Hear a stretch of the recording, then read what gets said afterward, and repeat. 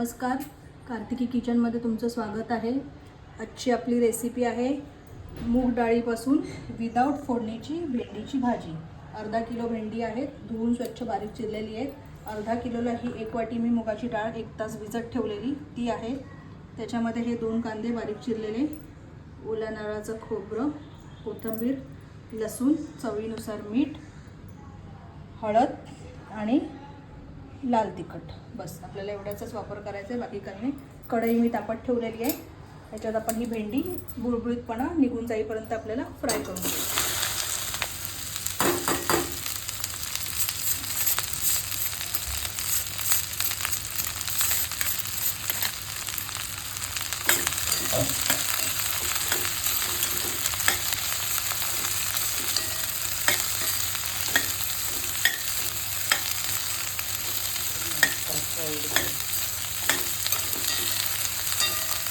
भेंड्याचा colour बदलला की समजायचं त्याचा गुळगुळीतपणा गेलेला आहे।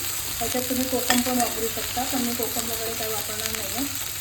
फक्त मी मगाशी अर्धा लिंबाचा रस त्याला लावून ठेवला होता।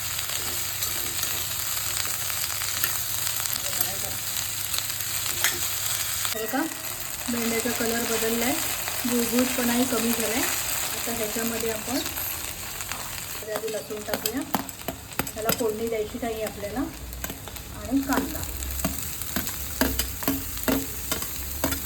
हे व्यवस्थित परतवून घ्यायचं। आणि आता आपण टाकूया याच्यामध्ये 1 वाटी मुगाची डाळ।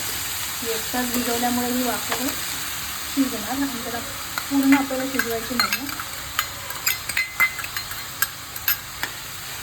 करून घेऊया आणि 5 मिनिटं झाकण ठेवून शिजवून घेऊन मग बाकीचे मसाले आपण याच्यात टाकूया। चला बघूया,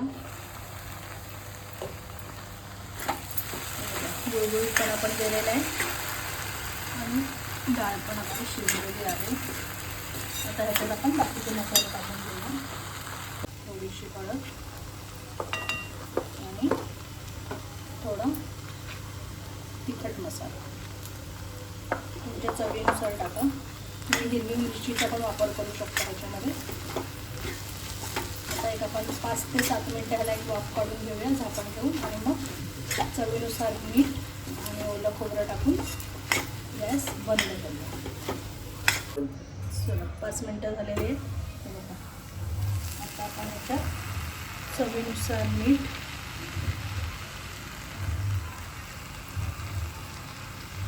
आणि हे खोबरं आणि कोथिंबीर व्यवस्थित मिक्स करून घेऊ।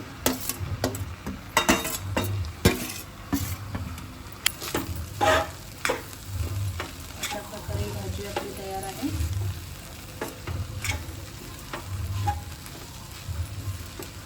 अशा प्रकारे आपली भेंडी मुगाची डाळ विदाउट फोडणीची भाजी तयार आहे। चला तर मग पटकन या खायला।